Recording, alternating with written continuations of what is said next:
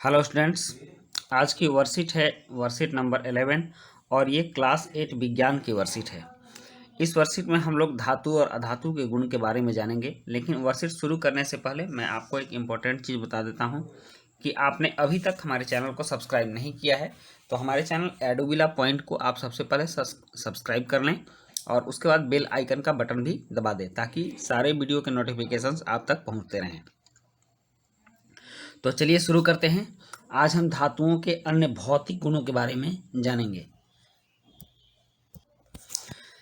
धातुओं के ध्वनिक गुण मतलब कि उनसे ध्वनि निकलती है, ये सारी धातुओं से निकलती है। और धातुओं का एक खास गुण है कि उनसे टन की एक आवाज़ निकलती है और वो लंबी होती है। धातुओं से बनी वस्तुओं को जब कठोर सतह से टकराया जाता है तो एक रिंगिंग ध्वनि निकलती है, मतलब घनघनाती हुई ध्वनि निकलती है।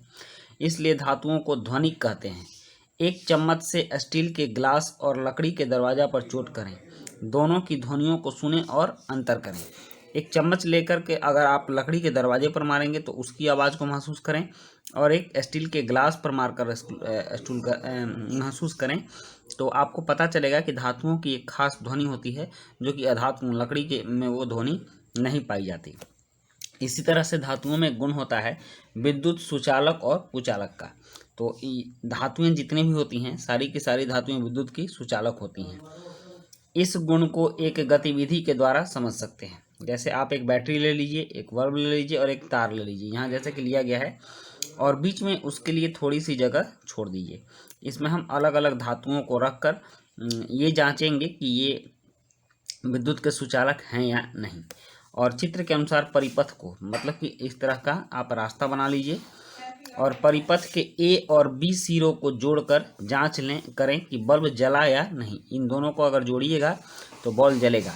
अब बारी बारी से तालिका में दिए गए प्रत्येक पदार्थ, यहाँ जो तालिका दी गई है वो लोहा का कील, एल्युमिनियम कोयला, एल्युमिनियम तार और तांबा तार, इसको बारी बारी से ए और बी के बीच में रखकर जोड़ें और देखें कि परिपथ में लगा बिजली का बल्ब जला या नहीं।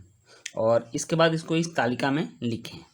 तो जिन पदार्थों में विद्युत का प्रवाह होता है यह विद्युत सुचालक कहलाते हैं और इसके विपरीत जिन पदार्थों में विद्युत का प्रवाह नहीं होता है वह विद्युत के कुचालक कहलाते हैं। मतलब जिनसे होकर के बिजली चली जाती है विद्युत के सुचालक कहलाएंगे और जिनको पार करके बिजली नहीं जाती है उसको विद्युत का कुचालक कहते हैं। सामान्यतः धातुएं विद्युत की सुचालक होती हैं और अधातुएं विद्युत की कुचालक होती हैं, परंतु ग्रेफाइट ऐसी धातु है जो विद्युत की सुचालक है। और ग्रेफाइट आपको कहाँ मिलती है?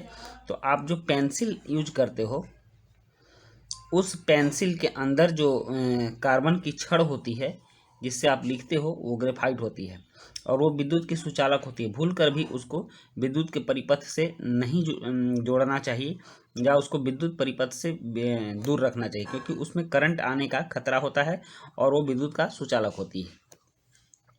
तो आपने जो प्रयोग किया है उसमें देख लीजिए, लोहा का कील जब आपने लगाया होगा तो बल्ब प्रदीप्त तो हुआ होगा, इसलिए आप इसमें हाँ लिखेंगे और ये लिखेंगे बल्ब प्रदीप्त हुआ। कोयला विद्युत का कुचालक है इसलिए इसमें नहीं हुआ होगा तो आप इसमें नहीं लिखेंगे। एल्युमिनियम सुचालक है इसलिए आप लिखेंगे कि बल्ब प्रदीप्त हुआ। और तांबा भी सुचालक है, इससे भी बल्ब प्रदीप्त होगा, जलेगा। अब है धातुओं का एक गुण है उष्मा चालकता। धातुओं में उष्मा भी एक जगह से दूसरी जगह जाती है। अगर यह लोहे की छड़ है आप इसको इस सिरे पर गर्म करोगे तो इसका यह सिरा भी गर्म हो जाएगा, मतलब कि उष्मा इधर से चलते चलते यहाँ तक पहुँच जाएगी। तो इसको एक उदाहरण के द्वारा समझाया जा रहा है कि पिंकी की मम्मी कढ़ाई में हलवा बना रही थी, तभी दरवाजे की घंटी बजी। वे चम्मच को कढ़ाई में ही छोड़कर दरवाज़ा खोलने चली गई। वापस लौटकर उन्होंने जैसे ही चम्मच पकड़ी तो उनकी चीख निकल गई। धातुओं के एक सिरे को गर्म करने पर उष्मा गर्म सिरे से ठंडे की ओर स्थानांतरित होती है। तो हुआ क्या कि चम्मच का जो पहला सिरा कढ़ाई में छूट गया था और वो गर्म हो रहा था, उससे दूसरा सिरा भी गर्म हो गया और पिंकी की मम्मी ने जब इस सिरे को पकड़ा तो उनका हाथ जल गया और उनकी चीख निकल गई। इसलिए धातुएं उष्मा सुचालक होती हैं। अधातुओं में ऊष्मा चालन नहीं होता है, अधातुएं ऊष्मा की सुचालक नहीं होती हैं। उनका अगर ये सिरा जल रहा है या गर्म हो रहा है तो इस सिरा पर ऊष्मा का कोई प्रभाव नहीं पड़ता है, वह ऊष्मा की कुचालक होती हैं।